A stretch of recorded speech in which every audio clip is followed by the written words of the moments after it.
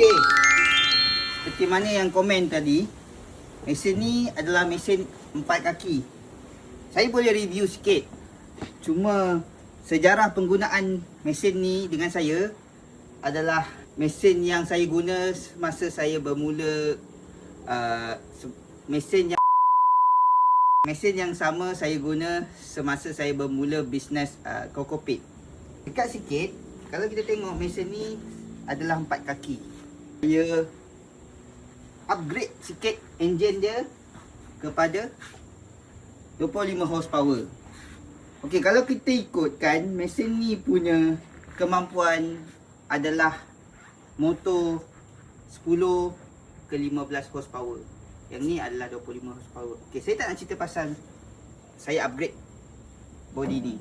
Okey, untuk body basic adalah siapa yang nak try guna bisnes Kokopit ni boleh guna mesin ni.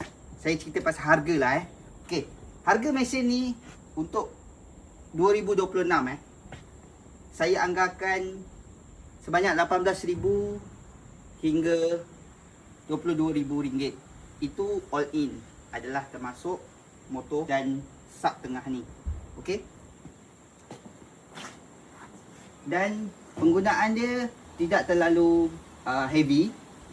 Cuma kemampuan mesin ni dalam satu hari menghasilkan lebih kurang dalam 50 guni lah. Okey.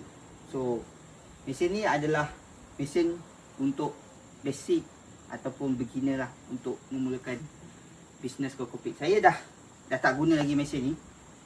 Okey, cuma pada siapa yang rasa nak try, kita boleh bincang lah mesin ni.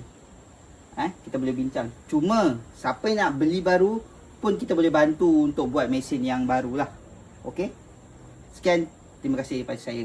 Assalamualaikum. ឆ្នាំដេកចាំរាប់ខែនឹកបងនឹកពងនឹកស្រុកនឹកណែ